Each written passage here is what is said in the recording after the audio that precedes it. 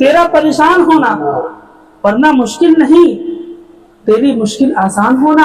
آج اگر ہم اور آپ مخدوم پاک کی محفل میں بیٹھے ہیں فقط اس لیے کہ ان سے عشق ہے، مخدوم پاک سے پیار ہے، مخدوم پاک سے محبت ہے، ایسا نہیں کہ مخدوم پاک کی عرس سجا لیا جائے تو کہ چوچا کی درگاہ سے کچھ پیسہ آ جائے، ایسا نہیں کہ مخدوم پاک کی عرس سجا لیا جائے تو مکتوب کے چوچا شریف سے کوئی سپورٹ آ جائے، اسی خدا کی دستے قدرت کی رمق مخدوم پاک کے ہاتھ میں پڑ گیا۔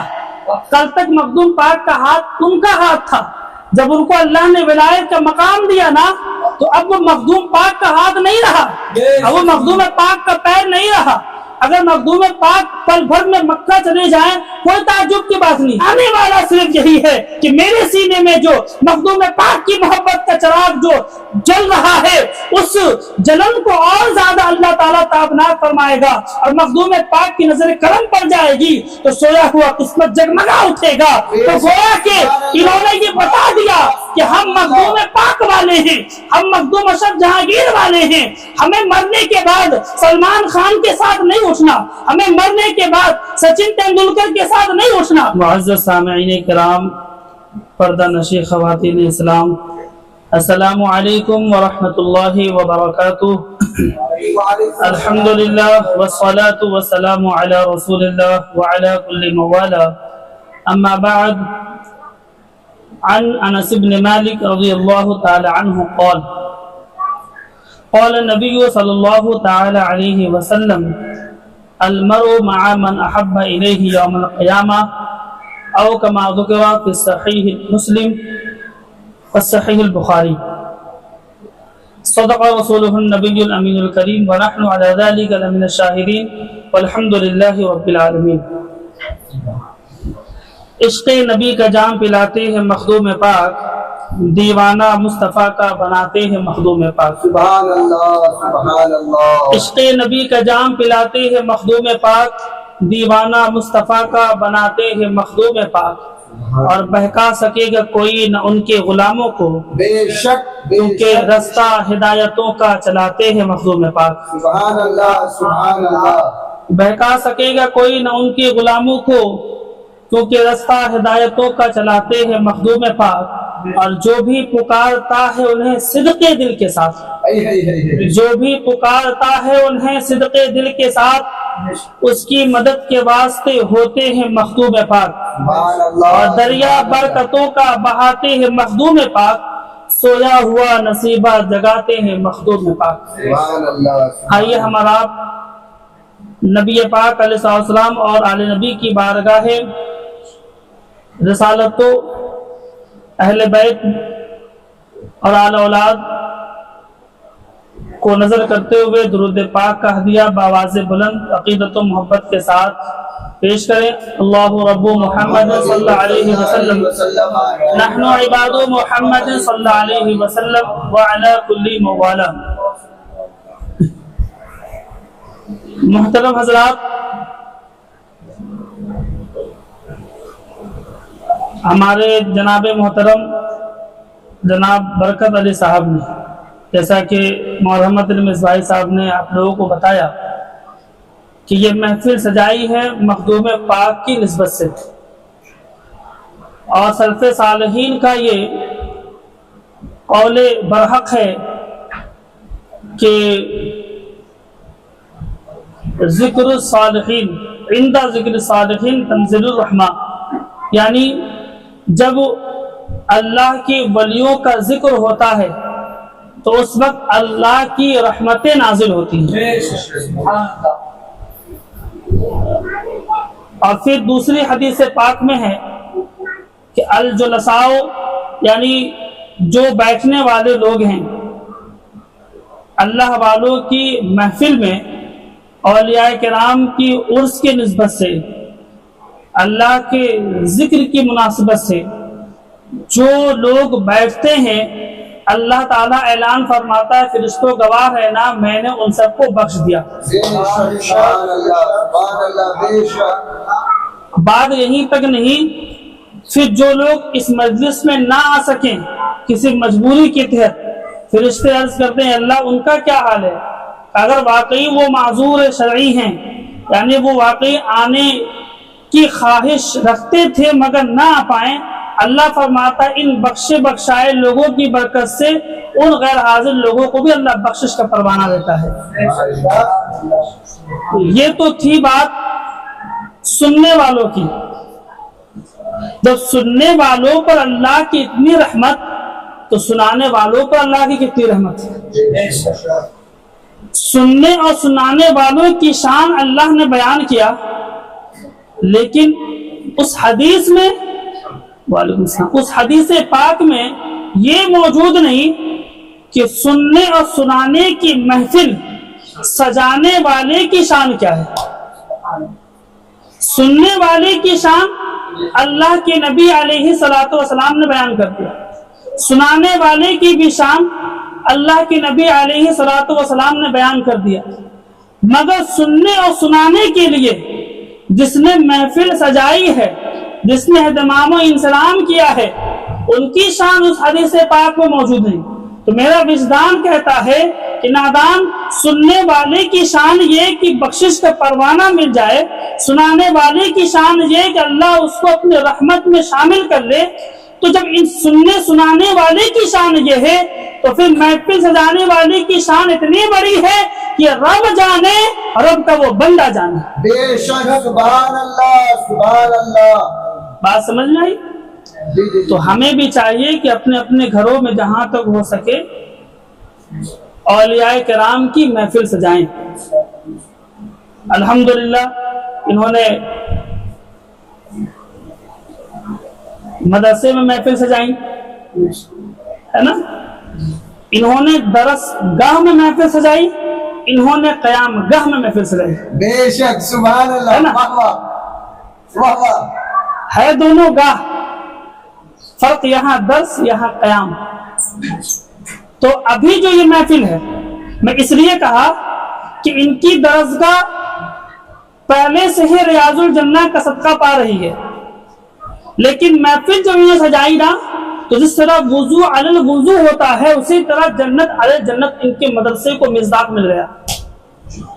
اور ابھی یہ جو گھر آپ دیکھ رہے وہ گھر نہیں، اللہ کے نبی علیہ الصلوۃ والسلام نے خود فرمایا کہ اے صحابہ جب جنت کے باغ سے گزرو نا تو پھر اس باغ سے کچھ پھل بھی چن لیا کرو۔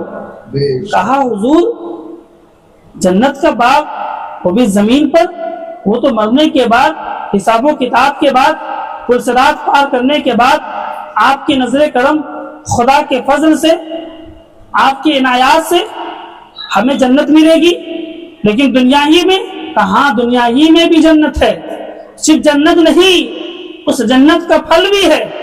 کہا یا رسول اللہ وہ جنت کیا ہے، جنت کا پھل کیا ہے؟ فرمایا اللہ کے نبی علیہ الصلوۃ والسلام نے کہ جس جگہ پر اللہ اس کے رسول کا ذکر ہوتا ہے، جس جگہ پر ولیوں کی شان بیان کی جاتی ہے، کیونکہ ذکر اولیاء ذکر رسول در حقیقت ذکر خدا ہوتا ہے، لہذا اس تطبیق کے بعد یہ بتاؤں گا کہ مخدوم پاک رحمت اللہ تعالی علیہ کی جو ذکر یہاں سجی ہے یہ در حقیقت ذکر خدا ہے، اور جس جگہ ذکر خدا ہوتا ہے وہ جگہ جنت کا باغ بن جاتا ہے، اور جس جگہ مخدوم پاک کی شان بیان کی جاتی ہے، ولی کی شان بیان کی جاتی ہے، جو شان بیان ہوتا ہے وہ شان در حقیقت بظاہر لگتا ہے کہ یہ جملے ہیں، یہ الفاظ ہیں، یہ ورڈز ہیں، یہ کلمات ہیں، در حقیقت یہ ہمارے نزدیک جملے ہیں، لیکن خدا رسول کی بارگاہ میں وہ جملے نہیں، جنت کی روحانی غذا ہے۔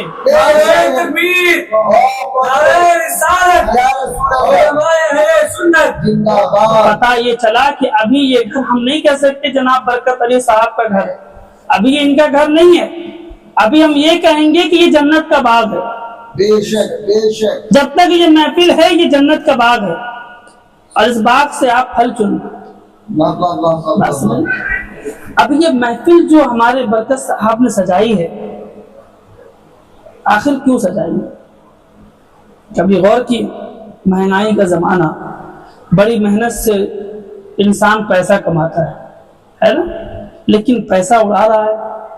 بظاہر لاجک تو یہی لگ رہا ہے کہ پیسہ برباد، کھلانا پلانا اہتمام کرنا ہے نا، لیکن نہیں، میرا وجدان کہتا ہے کہ شاید ان کے ذہن میں یہ بات ہوگی کہ یہ محفل سجا کر یہ سودا سستا کر رہے ہیں، انعام مہنگا لینے جا رہے ہیں۔ سبحان اللہ سبحان اللہ۔ وہ کیا؟ حدیث پاک کی روشنی میں حضرت انس بن مالک رضی اللہ تعالی عنہ فرماتے ہیں، انس بن مالک فرماتے ہیں کہ ایمان لانے کے بعد ہم صحابہ کرام کو سب سے زیادہ خوشی اس دن ہوئی جس دن نبی پاک علیہ الصلوۃ والسلام نے ایک حدیث بیان کی۔ انس بن مالک رضی اللہ تعالی عنہ فرماتے ہیں کہ اللہ کے نبی علیہ الصلوۃ والسلام ابھی کھڑے ہوئے نماز پڑھانے کے لیے، یہ بخاری اور مسلم میں حدیث موجود ہے، متفق علیہ حدیث۔ فرماتے انس بن مالک رضی اللہ تعالی عنہ کہ جیسے حضور نماز کے لیے کھڑے ہوئے کسی نے پوچھا متی الساعہ یا رسول اللہ صلی اللہ تعالی علیہ وسلم، یا رسول اللہ قیامت کب آئے گی؟ حضور نے جواب نہ دیا، نماز قائم ہوئی، نماز حضور نے پڑھائی۔ اس حدیث پاک اس ٹکڑے سے بات یہ سمجھ میں آتی ہے کہ دنیاوی جتنے بھی سوالات ہیں، جتنے بھی معاملات ہیں، جتنی بھی چیزیں ہیں، ان کو ایک طرف اللہ کا حکم پہلے،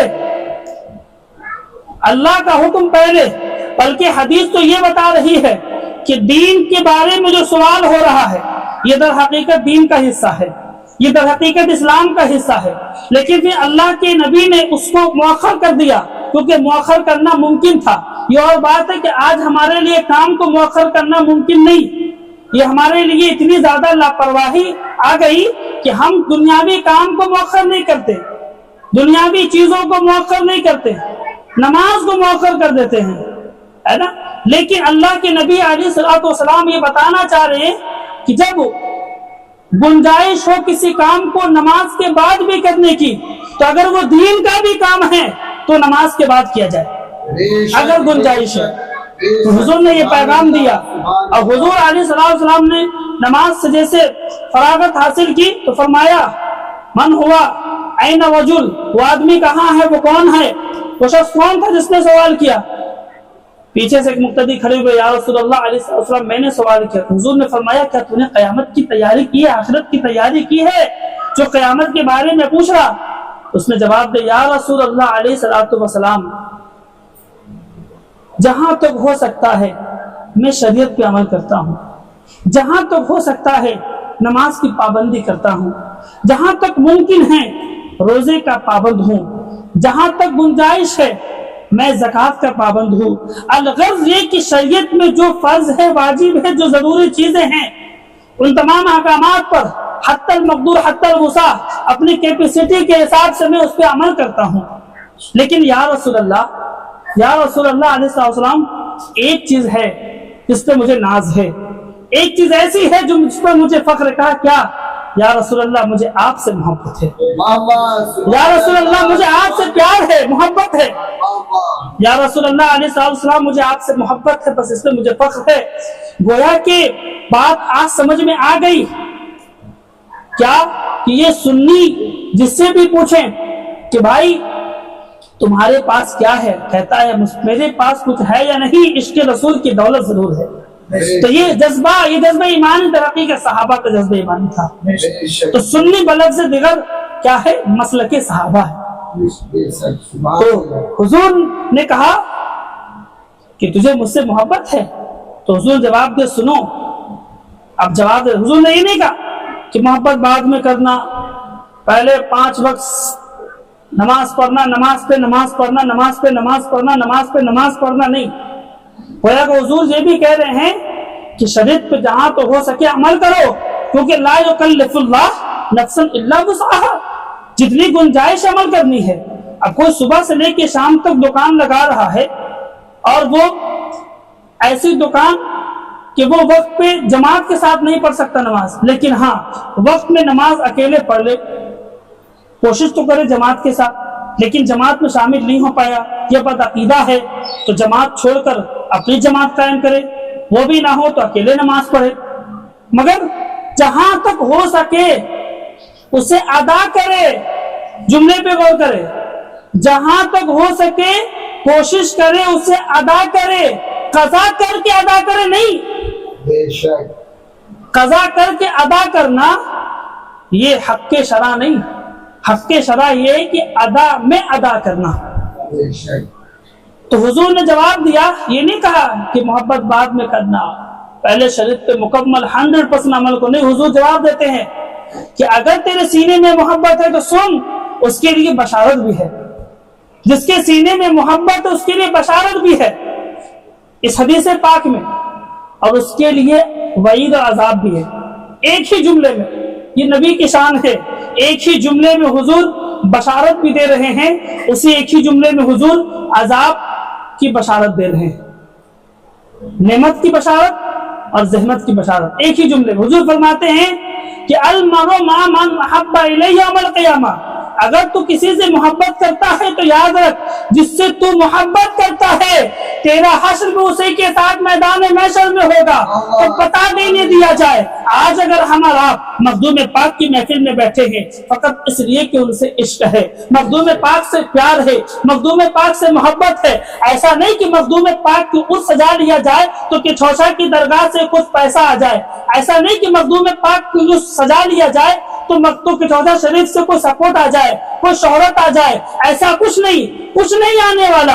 آنے والا صرف یہی ہے کہ میرے سینے میں جو مخدوم پاک کی محبت کا چراغ جو جل رہا ہے اس جلن کو اور زیادہ اللہ تعالیٰ تابناک فرمائے گا، اور مخدوم پاک کی نظر کرم پڑ جائے گی تو سویا ہوا قسمت جگمگا اٹھے گا۔ تو گویا کہ انہوں نے یہ بتا دیا کہ ہم مخدوم پاک والے ہیں، ہم مخدوم اشرف جہانگیر والے ہیں، ہمیں مرنے کے بعد سلمان خان کے ساتھ نہیں اٹھنا، ہمیں مرنے کے بعد سچن تندولکر کے ساتھ نہیں اٹھنا، ہمیں مرنے کے بعد ثانیہ مرزا کے ساتھ نہیں اٹھنا، ہمیں مرنے کے بعد پب جی گیم کے ساتھ نہیں اٹھنا، ہمیں مرنے کے بعد آئی پی ایل کے ساتھ نہیں اٹھنا۔ اگر ہمیں اٹھنا ہے تو محبت رسول مخدوم پاک کو پیدا کرنا ہے۔ جب مخدوم پاک کی محبت سینے میں ہوگی تو کل میدان محشر میں مخدوم پاک کے ساتھ ہمارا حشر ہوگا، سارے لوگ الگ الگ لوگوں کے ساتھ ہوں گے، کوئی کسی کے ساتھ ہوگا، کوئی کسی کے ساتھ ہوگا، لیکن میرا وستان کہتا ہے کہ مخدوم پاک کے سینے میں غوث پاک کی محبت ہے، مخدوم پاک کے سینے میں غریب نواز کی محبت ہے، مخدوم پاک کے سینے میں ابو بکر صدیق کی محبت ہے، مخدوم پاک کے سینے میں عثمان غنی کی محبت ہے، مخدوم پاک کے سینے میں علی مرتضیٰ کی محبت ہے، مخدوم پاک کے سینے میں امام حسن حسین کی محبت ہے، مخدوم پاک کے سینے میں مصطفیٰ محمد عربی کی محبت ہے، مخدوم پاک کے سینے میں موسیٰ کلیم اللہ کی محبت ہے، مخدوم پاک کے سینے میں عیسیٰ روح اللہ کی محبت ہے، مخدوم پاک کے سینے میں عیسیٰ نور نجی اللہ کی محبت ہے، مخدوم پاک کے سینے میں حضرت شیش کی محبت ہے۔ کم و بیش حضرت آدم سے لے کر محمد عربی تک کم و بیش 1,24,000 انبیاء کی محبت مخدوم پاک کے سینے میں ہے، کم و بیش بے شمار ہزاروں نے لاکھوں کی تعداد میں اولیاء کی محبت مخدوم پاک کے سینے میں ہے۔ پتہ یہ چلا کہ ہمارے سینے میں جب مخدوم پاک کی محبت آ گئی تو خدا کی قسم جب ہم اٹھیں گے میدان محشر میں تو اس ایسی جماعت میں اٹھیں گے جس کی سرپرستی مصطفیٰ کر رہے ہوں گے، جس کے نیابت امام حسن حسین کر رہے ہوں گے۔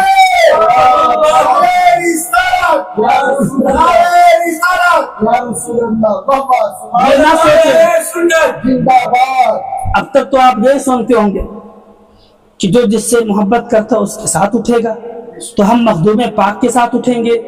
اب اگر جو صرف عقل کی نگاہ سے دیکھے گا تو اس میں بھی اختلاف پیدا کرے گا، وہ غوث پاک کے ساتھ اٹھے گا تو وہ غریب نواز کے ساتھ اٹھے گا، وہ مخدوم پاک کے ساتھ نالائق۔ یہ عقل کی کوتاہ نظری ہے۔ جب مخدوم پاک کے ساتھ اٹھے گا تو غریب نواز کے ساتھ بھی اٹھے گا، غوث پاک کے ساتھ بھی اٹھے گا، بریلی کے تاجدار امام احمد رضا کے ساتھ بھی اٹھے گا۔ میرے آقا کے پیارے دیوانوں، تو اسی لیے یاد رکھیں ہمارے اور آپ کے سینے میں اگر محبت ہو تو محبت اولیاء ہو۔ سبحان اللہ، جب محبت اولیاء آ جائے گا تو محبت انبیاء بھی آ جائے گا، اور جب انبیاء تک پہنچ گئے تو خدا تک بھی پہنچ جائیں گے۔ یہی قرآن کا اسلوب ہے، یہی قرآن کا اسلوب ہے۔ بات سمجھ میں آئی؟ مخدوم پاک رحمۃ اللہ علیہ کی زندگی کے بارے میں ایک واقعہ بیان کر کے جملہ ختم کرتا ہوں۔ مخدوم اشرف جہانگیر رحمۃ اللہ علیہ، ان کی بارگاہ میں ایک شخص آیا، علمی کیمیا حاصل کیا تھا، یعنی دھات کی چیزوں کا علم، چاندی، سونا، کوئلہ، زمینی چیزوں کا علم حاصل کیا، اس لالچ میں حاصل کیا کہ میں خوب زیادہ سونا اکٹھا کروں گا۔ یہ واقعہ لطائف اشرفی میں موجود ہے، اور غالباً صحائف اشرفی میں بھی موجود ہے، لیکن لطائف اشرفی میں موجود ہے۔ مخدوم اشرف جہانگیر رحمۃ اللہ علیہ کی بارگاہ میں وہ آیا اور کہا حضور میں آیا ہوں آپ کی بارگاہ میں آپ سے فیض لینے، چونکہ وہ اللہ والے ہیں، ان کی نظر ظاہر پہ نہیں باطن پہ پڑتی ہے۔ بے شک سبحان اللہ، آپ سمجھ نہیں؟ بے شک اور باطن نظری ہی ہونی چاہیے۔ بے شک سبحان اللہ۔ آپ نے کبھی غور کیا عرض نے کیا فرمایا؟ چمک تجھ سے پاتے سب پانے والے، میرا دل بھی چمکا دے چمکانے والے، بے شک میرا جسم چمکا دے چمکانے والے نہیں کہا، جی جی جی میرا دل چمکا دے چمکانے والے، بے شک کیونکہ دنیا کی نظر ظاہر پر ہوتی ہے، لیکن آخرت اور دین کا تعلق باطن سے ہے۔ بے شک باطن کامیاب ہے تو پل صراط طے کر لیں گے، سبحان اللہ، بے شک ظاہر کامیاب ہے تو آپ دنیا فتح کر لیں گے۔ بے شک تو مخدوم اشرف جہانگیر رحمۃ اللہ علیہ، اللہ والے، ان کی نظر دل پہ تھی، سمجھ گئے یہ فیض لینے نہیں آیا، یہ تو سونے کا کاروبار کرنے آیا ہے، سونا حاصل کرنے آیا ہے۔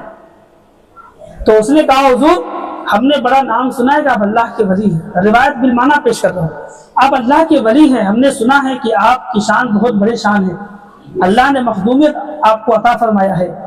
میں آپ سے ایک گزارش کرتا ہوں کہ اے مخدوم اشرف جہانگیر رحمۃ اللہ علیہ، میں آپ سے گزارش کرتا ہوں، میں بیچ میں ایک بات بتانا چاہوں گا۔ ابھی جو محفل سجی ہے نا، بظاہر ایسا لگ رہا ہے کہ ہم اور آپ بیٹھے ہوں، لیکن قرآن اور حدیث کے اصول کے مطابق میں بڑی ذمہ داری کے ساتھ کہوں گا کہ یہاں پہ رحمت کے فرشتے بھی موجود ہیں، بے شک اس میں کوئی شک نہیں ہے۔ تو ہم اور آپ کہیں ایسا کام نہ کریں کہ جب یہ رحمت کے فرشتے جائیں گے اللہ کی بارگاہ میں، اللہ کہے گا اے میرے فرشتے برکت علی کے گھر گئے تھے، کیا دیکھا؟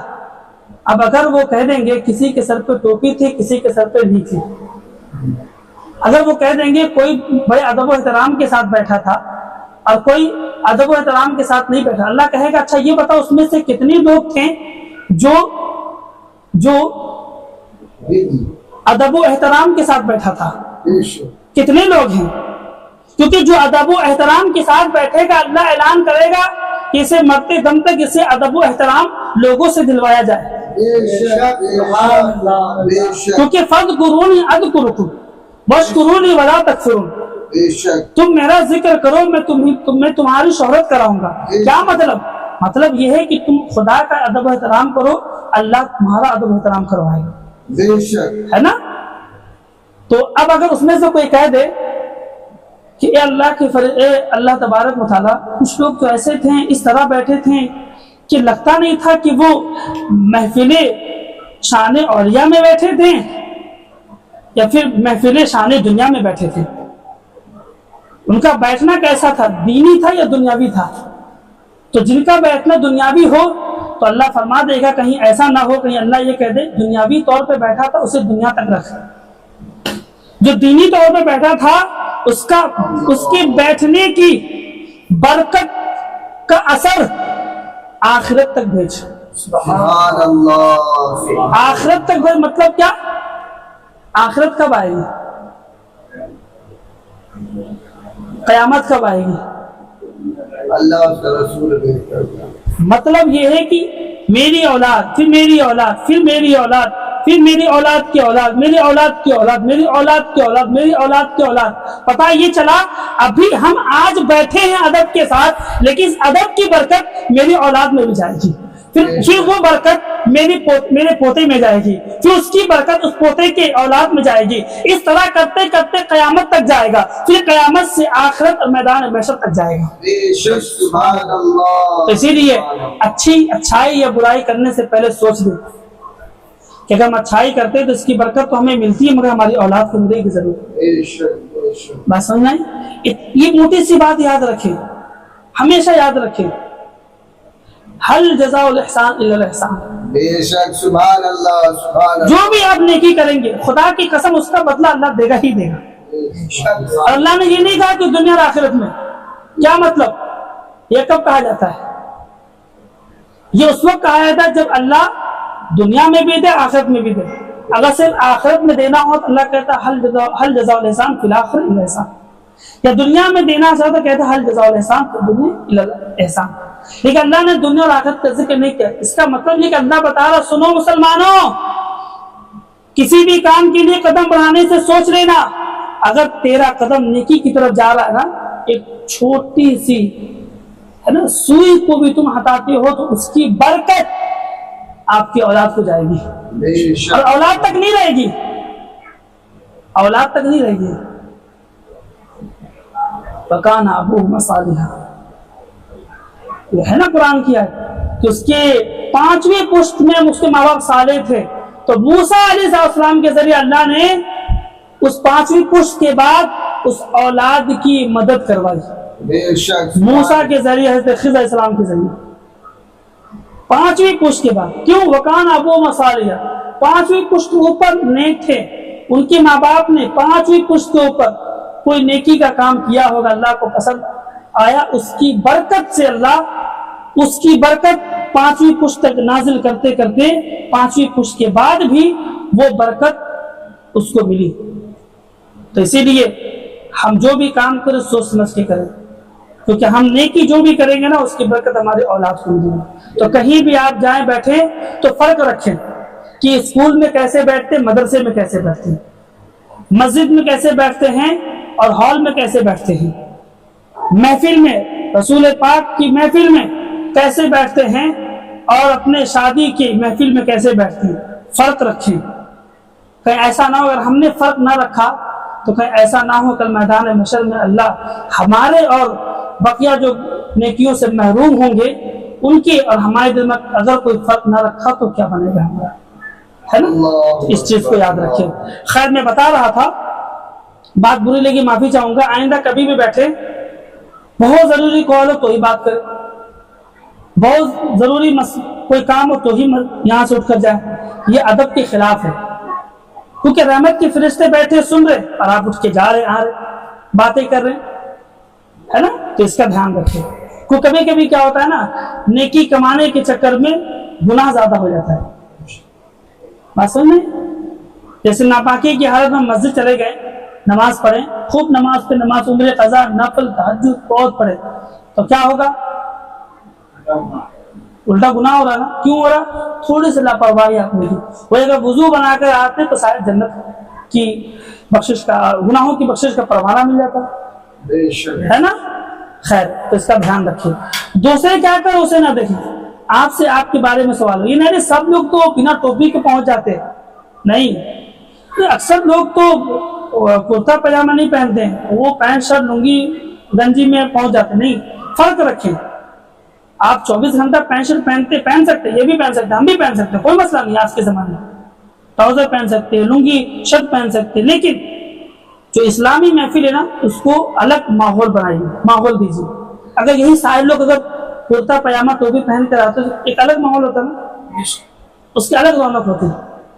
تو اس کا دھیان دیں بہتر. تو مخدوم اشرف جہانگیر رحمۃ اللہ علیہ کی بارگاہ شخص نے کہا میں فیض لینے آیا ہوں، لیکن مخدوم پاک جانتے تھے کہ یہ فیض نہیں، یہ سونے کا کاروبار کرنے آیا ہے. تو مخدوم پاک فرماتے ہیں کس مقصد سے آیا ہو؟ کہا حضور میں آیا ہوں آپ سے فیض لینے، دعائیں لینے آیا ہوں. کہا دعائیں دنیا کی آخرت کی کس کی چاہیے؟ کہا حضور ابھی تو میں دنیا میں ہوں، دنیا سبر جائے. کہا ایک ہی ملے گا، یا تو دنیا لے یا پھر دین دے، فیصلہ تیرے ہاتھ میں. تجھے دنیا چاہیے کہ دین چاہیے، فانی چاہیے کہ لا فانی چاہیے؟ اللہ اکبر. اب اس نے کہا حضور وہ بڑا کشمکش میں تھا. تو مخدوم اشرف جہانگیر رحمۃ اللہ، یہ اللہ والے جو ہوتے ہیں نا بڑے نرم دل بھی ہوتے ہیں، جمال بھی ہوتا ہے جلال بھی ہوتا ہے، مگر جمال زیادہ رہتا ہے. مخدوم اشرف جہانگیر رحمۃ اللہ علیہ نے اپنے خادم کو کہا لوٹا لاؤ، وضو بنانے کا ٹائم ہو گیا، نماز کا وقت ہو گیا. لوٹے سے وضو بنایا اور اس لوٹے پہ ایک نگاہ ڈالی، وہ لوٹا سونا بن گیا. کہا لے جا. حضور آپ کو کیسے معلوم؟ آپ کو کیسے معلوم؟ کہا میں سمجھ گیا تیرے دل میں کیا چل رہا ہے.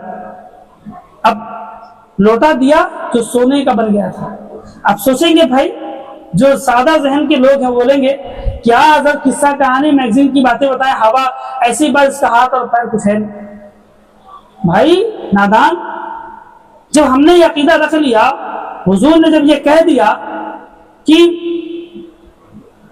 وَيَدَهُ الَّتِي يَبْطِشُ بِهَا، اللہ کی دست قدرت اس کی ہاتھ بن جاتی ہے نا، تو کیا اللہ کی دست قدرت سے کیا یہ ناممکن ہے؟ سونا کس نے پیدا کیا؟ چاندی کس نے پیدا کیا؟ اسی خدا کی دست قدرت کی رمق مخدوم پاک کے ہاتھ میں پڑ گیا. کل تک مخدوم پاک کا ہاتھ ان کا ہاتھ تھا، جب ان کو اللہ نے ولایت کا مقام دیا نا تو اب وہ مخدوم پاک کا ہاتھ نہیں رہا، اب وہ مخدوم پاک کا پیر نہیں رہا. اگر مخدوم پاک پل بھر میں مکہ چلے جائیں کوئی تعجب کی بات نہیں. مخدوم پاک اگر کوسوں دور کی آواز سن لیں تو کوئی تعجب کی بات نہیں. کیا مشکات شریف کی حدیث نہیں پڑھی؟ حضرت عمر فاروق رضی اللہ تعالی عنہ مسجد نبوی میں منبر پہ کھڑے ہیں اور ایک لمبی مسافت دور، جہاں لوگوں کی نگاہ تو دور کی بات، جہاں اس علاقے کا پرندہ اس دوسرے علاقے پہ نہ جا پائے اتنی دوری پر وہاں کے لوگوں کو یہ آواز دے رہے ہیں، وہ سن بھی رہا ہے اور یہ اسے دیکھ بھی رہے ہیں. پتہ یہ چلا کہ جو فاروق اعظم جو نبی کریم علیہ الصلوۃ والسلام کی نبوت سے اقرار نہیں کر رہا تھا، جو فاروق اعظم اسی نبی کو قتل کرنے آ رہے تھے، جو فاروق اعظم اسی نبی کی شان میں گستاخی کرنے آ رہے تھے، جو فاروق اعظم اسی نبی کو اپنی طرح سمجھ رہے تھے، لیکن جب اللہ نے اسے دولت کا ایمان کی دولت عطا کیا تو اب ان کے اندر دینداری آ گئی، پابندی آ گئی. اب وہ فاروق سے اب وہ عمر سے فاروق اعظم بن گئے، اب وہ عمر سے عادل بن گئے، عدالت کے سہسوار بن گئے. لیکن جیسے ہی دولت ایمان اور شریعت کی پابندی کرنے کے بعد مصطفیٰ سے جامع صوفیت پیا نا تو اب ان کے اندر ولایت کا مقام آ گیا. ولایت کا مقام ایسا آیا جو فاروق اعظم کل تک دروازے کے اندر کیا ہو رہا تھا نہیں جانتے تھے. اپنی ہی بہن سے پوچھتے تھے اندر کیا ہو رہا تھا، اندر کیا پڑھائی ہو رہی تھی، اندر کون ہے، اندر کیا پڑھ رہے تھے، اندر کون سی کتاب ہے نہیں جان رہے تھے. بس ایک دروازے کا فاصلہ تھا، کیونکہ اندر تک دیکھنے کے لیے اس کے پاس ولایت کی نگاہ ہونی چاہیے. جب تک ولایت کی نگاہ نہ آ جائے انسان دیکھ نہیں سکتا، انسان سن نہیں سکتا. وہاں تک انسان بس اتنا ہی دیکھ سکتا ہے جتنا ہم اور آپ دیکھ سکتے ہیں، انسان اتنا ہی سن سکتا ہے جتنا ہم اور آپ سن سکتے ہیں. لیکن اسی عمر فاروق اعظم نے جو فاروق اعظم دیوار کے پیچھے کیا ہو رہا ہے، دروازے کے اندر کیا ہو رہا ہے نہیں جانتے تھے، وہی فاروق اعظم مسجد نبوی کے منبر پہ کھڑے ہو کر کوسوں دور چیزوں کو دیکھ رہے ہیں. اور اتنا ہی نہیں، فاروق اعظم کی بات وہ صحابہ سن رہے ہیں، وہ مجاہدین سن رہے ہیں. پتہ یہ چلا میرے آقا کے پیارے دیوانوں، کسی نے اعتراض نہیں کیا. صحابہ بیٹھے ہیں، تابعین بیٹھے ہیں، لوگ بیٹھے ہیں، مقتدی بیٹھے ہیں. حضور آپ کس کو آواز دے رہے ہیں، کس کو بلا رہے ہیں، کس کو ندا رہے ہیں؟ کون ہے منادی آپ کا؟ ادھر منادی ادھر وہ بھی ندا دے رہا ہے، ادھر فاروق اعظم بھی ندا دے رہے ہیں. وہ سن رہا ہے، فاروق اعظم دیکھ رہے ہیں. کسی نے یہ نہیں کہا آپ کس کو ندا دے رہے ہیں، کس کو کہہ رہے ہیں، کیونکہ سب کا عقیدہ تھا کہ یہ فاروق، کیونکہ سب نے دیکھا تھا کہ جس فاروق اعظم کو کل تک دیوار کے پیچھے کا علم نہیں تھا، جس فاروق اعظم کو کمرے کے اندر کا علم نہیں تھا، وہی فاروق اعظم کوسوں دور چیزوں کو دیکھ رہا ہے. لیکن کسی نے سوال نہ کیا.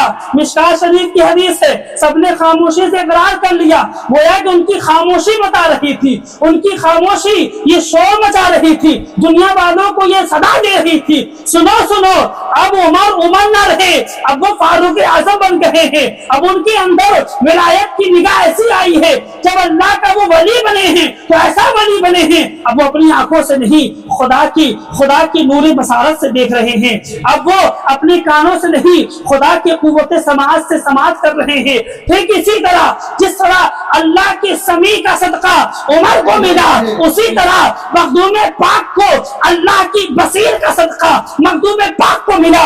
جس طرح عمر نے اللہ کے سمیع کی برکت سے دیکھ سن لیا, اسی طرح مخدوم پاک نے اللہ کی بصارت سے, اللہ کی بصیر کے توسل سے, اللہ کے بصیر کے تصدق سے مخدوم پاک نے دل کے اندر کو دیکھ لیا. میرے آقا کے پیارے دیوانوں, اتنا سننا تھا. اس کسان شخص نے کہا حضور اب مجھے یہ سونا نہیں چاہیے, بلکہ اب تو مجھے وہ سونا چاہیے جو آپ کے سینے میں ہے. اب تو مجھے وہ مقام چاہیے جو آپ کو اللہ نے عطا کیا. اب آپ کو جو اللہ نے عطا کیا ہے وہ مجھے چاہیے. کیوں کہیں مجھے یہ عطا وہ عطا چاہیے؟ اے مخدوم پاک آپ سب جانتے ہیں ہمیں کیا چاہیے. لہذا اے مخدوم پاک رحمت اللہ تعالی علیہ, اب مجھے بھی کلمہ بھی پڑھنا ہے, توبہ بھی کرنا ہے, اور اپنے دامن بیعت میں شامل فرما دیجئے. دنیا گواہ تھی, جو سونے کے پیچھے بھاگتا تھا اب وہ قرآن کے پیچھے بھاگ رہا ہے. کل تک جو دولت کے پیچھے بھاگتا تھا اب وہ سنت کے پیچھے بھاگ رہا ہے. تبھی تو کسی نے کیا خوب کہا, نگاہ بڑی متاثر دیکھی, بدلتی ہزاروں کی تقدیر دیکھی. میرے آقا کے پیارے دیوانوں, مخدوم اشرف جہانگیر رحمۃ اللہ تعالی علیہ سے پوچھا حضور اللہ نے آپ کو اتنا بڑا مقام دیا, پھر بھی یہ درویشی والی زندگی, پھر بھی یہ فقیرانہ لباس. تو مخدوم اشرف جہانگیر رحمۃ اللہ علیہ فرماتے سنو, تجھے سونا چاہیے یا سکون کا سونا چاہیے؟ تجھے سونا چاہیے یا سکون کا سونا چاہیے؟ کیونکہ سونا آج بہتوں کے پاس ہے, لیکن سکون کا سونا بہتوں کے پاس نہیں ہے نا. اگر سکون کا سونا چاہیے ہے نا تو نبی کا کہنا مان. سکون, اب اپنے انداز میں کہہ دوں, اگر تجھے سکون کا سونا چاہیے تو نبی جیسا سونا سیکھ. اگر تجھے سکون کا سونا چاہیے نبی جیسا سونا سیکھ. اگر دنیا کا سونا چاہیے تو پھر بے سکون زندگی گزار. میرے آقا کے پیارے دیوانوں, پتہ یہ چلا کہ مخدوم پاک رحمت اللہ علیہ فرماتے ہیں کہ بہترین زندگی وہ ہے کہ بنا ہاتھ پھیلائے اگر انسان کی زندگی خوشحال گزر رہی ہے, بنا کسی سے مانگے اللہ اگر اتنا دے رہا ہے کہ ہم خوش ہیں اور کسی سے مانگنے کی ضرورت نہیں, سکون سے نیند آتی ہے, تھوڑا وقت مل جاتا اللہ اللہ کرنے کا, تو خدا کی قسم اس سے بہتر زندگی ہے ہی نہیں. ورنہ جس کے پاس خوب سونا خوب دولت اور اللہ اللہ کرنے کا وقت نہیں, ایسا سونے کا کیا فائدہ ہے نا.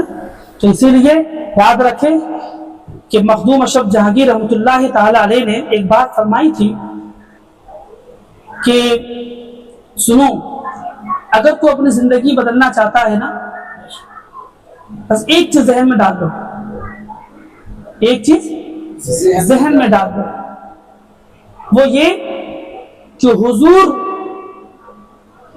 جو دین علیہ الصلوۃ والسلام جو دین ہم تک پہنچانے کے لیے اتنی مصیبتیں پریشانیاں اٹھائی, اتنی مصیبتیں پریشانیاں اٹھائی, تو کچھ تو بات ہوگی اس دین پر عمل کرنے کی.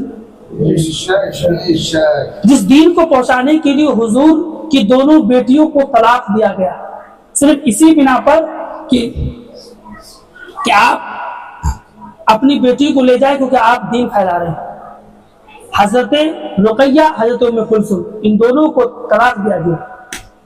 اس کے بعد عثمان نے کہیں نے نکاح کیا, یا کے بعد دیگر حضور کے پیٹھ پہ اجڑی رکھی گئی, حضور کے قدم مبارک خون سے آلودہ ہوا,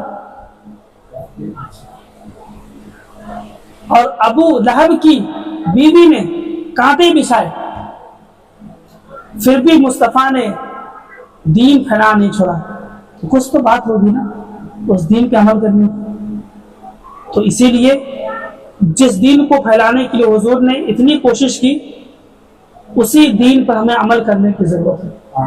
اگر عمل کریں گے انشاءاللہ العزیز یہی آخرت میں ہمارے ساتھ جائے گا. کیوں؟ بس اسی جملے کے ساتھ میں گفتگو میں ختم کرتا ہوں کہ تیرے اعمال سے ہیں، تیرے اعمال سے ہے تیرا پریشان ہونا، ورنہ مشکل نہیں تیری مشکل آسان ہونا۔ تیرے اعمال سے ہے تیرا پریشان ہونا، ورنہ مشکل نہیں تیری مشکل آسان ہونا۔ بات سمجھ میں آ رہی؟ ظاہر سی بات ہے نا، ورنہ مشکل نہیں تیری مشکل آسان ہونا۔ اور شرط فقط اتنی سی ہے کہ ہو جا گدائے مصطفیٰ اب بھی، شرط فقط اتنی سی ہے کہ ہو جا گدائے مصطفیٰ اب بھی، ورنہ مسلمان ہو کر بھی میسر نہیں مطیع رحمان ہونا۔ ہاں سمجھ نہیں؟ اور ہاں، دنیا کی ہر شے چھوڑ دے گی تنہا قبر میں تجھ کو، دنیا کی ہر شے چھوڑ دے گی تنہا قبر میں تجھ کو، ہوگا اگر کوئی ساتھ اتباع رحمان ہونا، سبحان اللہ، ہوگا کوئی ساتھ اتباع رحمان ہونا۔ اللہ تعالی ہم سب کو، اللہ اس کے رسول کو راضی کرنے کی توفیق عطا فرمائے۔ وما علینا البلاغ۔ السلام علیکم ورحمۃ اللہ وبرکاتہ۔